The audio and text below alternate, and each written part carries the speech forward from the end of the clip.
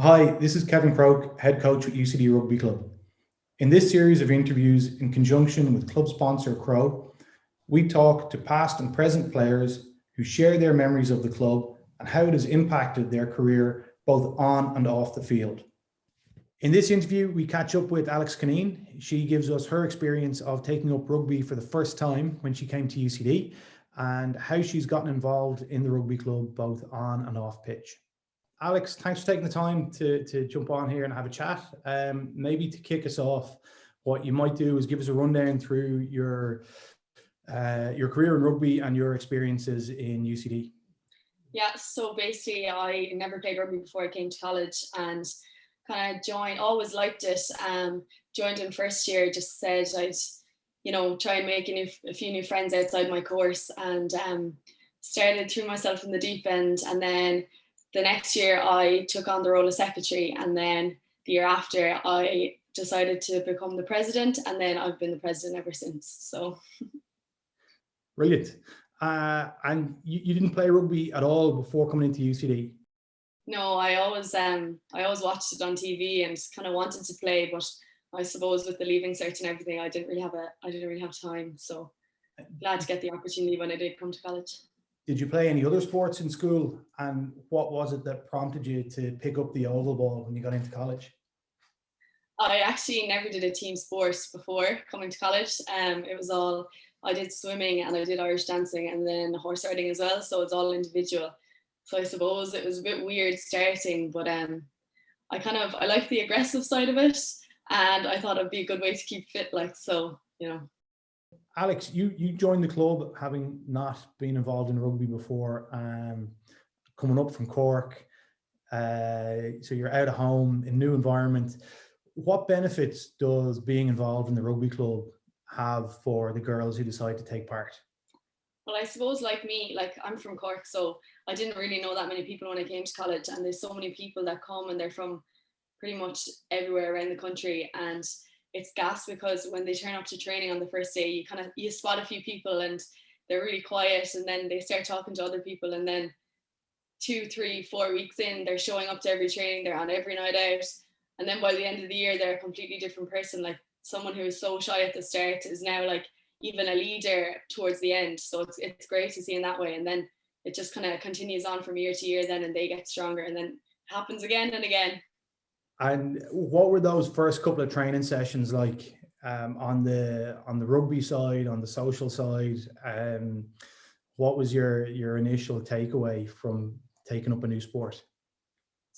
Well, there was actually a girl in my course who kind of said she'd come along and join as well. So we kind of rocked up together the first day, and like there was loads of girls there. We were kind of taken aback really, but they were all so friendly. And then the second we got to the first training, they were already organizing the first night out. So I suppose that kind of definitely kept me going. And no, it was really good. It was serious, but it was fun as well. So it was proper training and we worked hard, but then we definitely got the rewards afterwards as well. You came in and picked up rugby when you started in college. What game stands out to you as a particular high point through your college career? I think there's been a lot. It's been very up and down, but definitely colours in the bowl stands out. I know everyone's probably going to say that, but it really was. It was very good. The double header with the men's. It was just a great atmosphere, and there was a huge crowd, and there was so much effort went in behind the scenes to get it live streamed, and I think it just meant so much more to everyone else that their parents who are at home, because obviously everyone's not from Dublin, their parents were able to watch and tune in, and then once we were finished playing, we got fed and then went to watch the men's match, and there was loads of fun and drink afterwards, so it was great. Part of being on a college team is having the crack and getting to know your teammates off pitch. How did you find your experiences in UCD helped you to do that?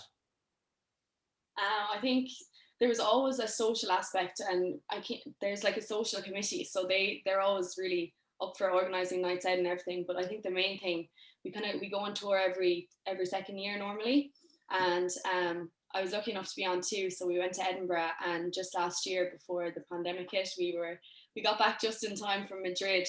So I think they're really good because it's a mix of senior players and then new players, so you really get to know people better, and I mean just kind of immerse yourself then in the culture in other countries. We've had some questionable post-match meals, but no, it was all really good. And like you can go sightseeing and everything in between matches, and then even just getting to play together and kind of try out new positions, and it's all just a bit of fun. I think it's really good. How have you found the responsibility of being in a leadership role within the club? And what would you, if you could change one or two things, what would you change?